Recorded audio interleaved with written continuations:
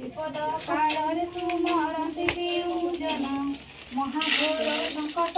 फिटाऊ गहना अदृश्य कुदृश्य हुए तो नाम धइले विपत्ति न थाए को दया मागो दुब करू दारू दुस्तर पड़िले मागो प्राणी की उधारू जेते बेले प्राणी की जे पड़ी थाई कष्ट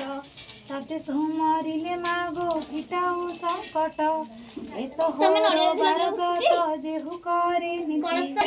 पार्वती भ्रमण जे करू मागो अर्धनी सारथी